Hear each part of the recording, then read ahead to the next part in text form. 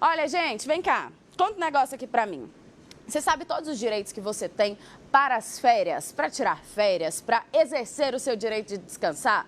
Você tem alguma dúvida sobre isso? Você é CLT, você é PJ, você é contrato? Conta pra mim aqui nos nossos meios de comunicação, nosso WhatsApp, nosso chat no YouTube, porque daqui a pouquinho a gente tem um entrevistado aqui que vai esclarecer todas as dúvidas sobre o seu direito de tirar férias. Nossos meios de comunicação é o WhatsApp 629-9109-5099 e o nosso YouTube, youtube.com/TV Brasil Central. Eu estou esperando vocês participarem aqui com a gente e a nossa entrevistada vai tirar todas as dúvidas. E termina hoje o prazo de inscrição para o Exame Nacional do Ensino Médio, o Enem 2025. O processo deve ser realizado de forma remota pela página do participante até às 11h59 da noite. Agora, os estudantes matriculados no terceiro ano do ensino médio estarão automaticamente pré-inscritos e só precisarão acessar o site para confirmar as informações e selecionar a opção da prova de línguas. No entanto, alunos do primeiro e segundo ano, assim como candidatos que já concluíram o ensino médio, ainda precisarão preencher a solicitação e também a inscrição.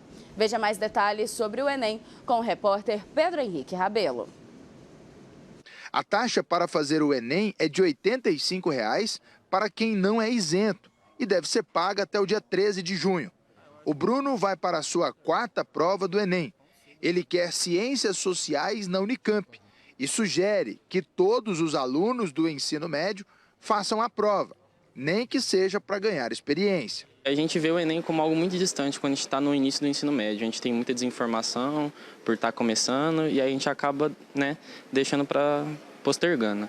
Aí eu aconselho as pessoas a fazerem quanto antes, para ir entendendo como é que funciona a prova, para saber como estudar, para entender como que funciona, porque muitas vezes da desinformação vem da gente não fazer e não ir atrás. As datas das provas do Enem não foram alteradas. Continuarão sendo executadas no dia 9 e no dia 16 de novembro. Para quem já fez a sua inscrição ou ainda vai fazer, continua sendo fundamental ter uma estratégia bem definida de estudos até a data da prova. A depender do curso, a depender da universidade, as provas têm pesos diferentes. Vou dar um exemplo. Quem quer direito na UFG, por exemplo, precisa estudar mais as disciplinas de humanidades, geografia, história, literatura, artes, língua portuguesa. Quem quer medicina, por exemplo, precisa dar mais atenção às disciplinas de natureza, de ciências da natureza, biologia, química e física, por exemplo. A Ana Luísa vai concorrer a uma vaga para medicina na UFG. Ela não deixou a sua inscrição para a última hora. A gente estuda um ano inteiro esperando o Enem, chega na hora e deixa para a última hora, é complicado, é contar muito com a sorte. E olha, gente, com a chegada do meio do ano, muitos trabalhadores já começam a planejar as tão esperadas férias. Mas você sabe quais são os direitos e os deveres nesse período? Hoje nós recebemos a advogada Ana Luísa de Oliveira. Ela é especialista em Direito e Processo do Trabalho, para esclarecer as principais dúvidas sobre férias com base na legislação trabalhista brasileira. Boa tarde, Ana Luísa. Seja muito bem-vinda ao Jornal Brasil Central. Como é que funciona, então, na prática, essa questão das férias? É direito do funcionário, mas ele também tem os seus deveres, né? Boa tarde, Manu. Muito obrigada pelo convite. Sim, é direito do trabalhador, aquele trabalhador que tem o seu vínculo pela CLT, assim como dos servidores públicos, mas não só direitos, eles têm também deveres.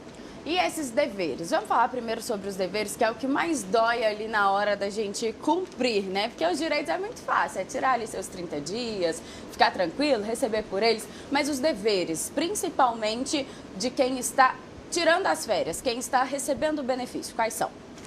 Bom, esses trabalhadores que eles só têm direito às férias a partir de um ano de trabalho, né? Então, não são todos que começam a trabalhar e têm o direito às férias, então ele necessariamente tem que ter ali pelo menos um ano de trabalho. E após isso, dentro desse um ano, ele não pode, ter faltas injustificadas, onde a CLT traz ali a quantidade de dias para que ele tenha esse direito aos 30 dias de férias. Mas completando um ano, ele teria esse direito. Então, na verdade, as férias, ela vem a partir de um ano.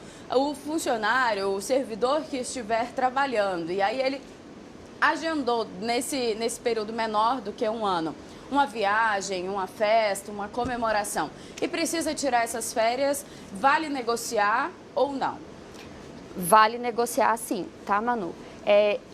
Nós consideramos na legislação trabalhista que a cada um mês, né, trabalhado ali, ele teria um percentual dessas férias. Mas o direito em si, ele é a partir de um ano. Caso esse trabalhador tenha a necessidade de tirar alguns dias ou tenha alguma necessidade, estava com uma viagem já pré-agendada, ele tem a condição de negociar isso com o seu empregador. No entanto, né, vai ficar a cargo da empresa decidir se é possível, se não é possível, ele tirar esses dias, tá? Porque o direito dele, de fato, é a partir de um ano. E, doutora, eu quero deixar o convite de novo aqui para o pessoal de casa para participar com a gente, interagir e mandar mensagem com dúvidas, porque a doutora está aqui pronta para esclarecer todas essas dúvidas para vocês. Enquanto isso, eu vou fazendo as perguntas aqui, mas vocês mandem daí também para a gente ter uma interação bem legal. 629-9109-5099 ou através do nosso chat no YouTube, youtube.com/TV Brasil Central. Agora, doutora, o mês de julho e o mês de janeiro, dezembro e janeiro, são os meses mais procurados, principalmente para quem é pai e mãe, para tirar as férias junto com as crianças. É um direito do trabalhador escolher qual é o mês que ele vai tirar férias? Não, não é direito do trabalhador.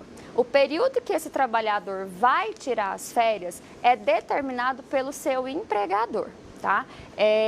Caso haja a possibilidade desse empregador negociar com o trabalhador, ele pode, né, ali, de acordo com o que eles conversaram, tirar essas férias no período de período escolar, né, de férias escolares. Mas quem determina o período em que esse trabalhador vai tirar as suas férias é o empregador. Então não adianta bater boca. Se o empregador falou, olha, eu tenho 3 pessoas nessa mesma função que você, essas 3 têm filhos, fulano escolheu primeiro, fulano pediu primeiro, então vai ser ele. Não adianta bater boca, essa é a regra. Não adianta. De fato, a regra é a cargo do empregador, porque a empresa precisa se organizar seu fluxo, o período de entrega, né, tudo que ele tem organizacional dentro da empresa. Então, de fato, não há como ele bater boca. E agora a gente vai falar sobre o fracionamento das férias. Muita gente faz isso, né? Tira 10 dias, depois mais 12, depois mais 12, ou às vezes tira 15, 15, 10, 10, 10. Pode fazer isso? Esse fracionamento, de acordo com as novas regras trabalhistas, ele existe? Existe, tá? A reforma trabalhista, como nós chamamos, ela trouxe a possibilidade de se parcelar esse período em até 3 períodos, tá? Que seriam um período mínimo de 14 dias e desde que os outros 2 períodos eles não sejam menores do que 5 dias corridos. Então, nós temos sim a possibilidade de fracionamento desse período de férias, desde que um dos períodos não seja inferior a 14 dias e de que os outros 2 não sejam inferiores a 5 dias. Entendi. Agora, para quem não completou um ano e por algum motivo, porventura, foi lá e encerrou o contrato, encerrou ali, fechou a carteira assinada, saiu da empresa. Como que funciona o pagamento dessas férias? Bom, tudo vai depender de qual foi o motivo, né? Como foi o término desse contrato. Se foi uma rescisão por pedido do trabalhador ou a cargo da empregadora, que a gente chama de rescisão sem justa causa, esse trabalhador ele vai receber esse período proporcional dessas férias, tá? Ele vai receber ali de acordo com o tempo que ele trabalhou, junto com a rescisão. Então, ele tem ali 10 dias após o término do contrato para receber as férias que vai ser pago junto com o valor total da rescisão. Entendi, muito bacana isso. E outra coisa que vale a gente destacar aqui é a questão da venda das férias, porque antigamente, inclusive, era muito comum isso, né? As pessoas, ao invés de trabalhar, tirar ali um mês de férias, 15 dias, acabava tirando só 10 ou tirando só 14, como é a nova regra, e vendia o restante dessas férias para a empresa, para continuar trabalhando. Isso ainda existe? Isso ainda é um direito? Isso ainda está na lei? Ou não? Hoje não existe mais? Existe sim.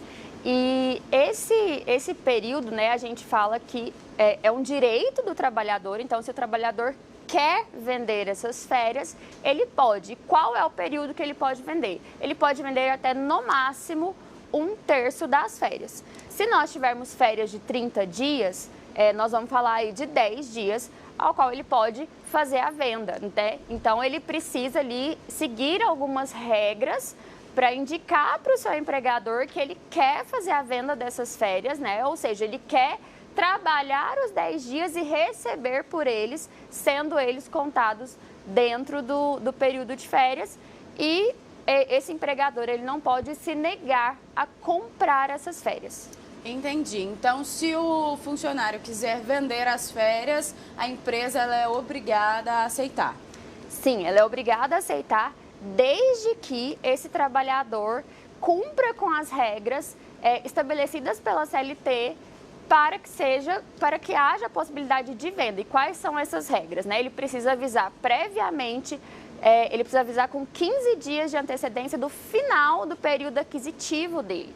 Então, deu ali 15 dias antes de completar um ano, faz por escrito para o seu empregador falando que tem a intenção de vender esses 10 dias de férias. Bacana. E outra coisa que é importante a gente falar, você falou desses prazos para solicitação de venda de férias, mas existe também um prazo para solicitação das férias, né? Não adianta você chegar no seu empregador amanhã e falar assim, olha, eu quero minhas férias para amanhã. Ou você chegar no seu funcionário e falar, a partir de amanhã você está de férias por 30 dias. Não é assim que funciona. Não é assim que funciona.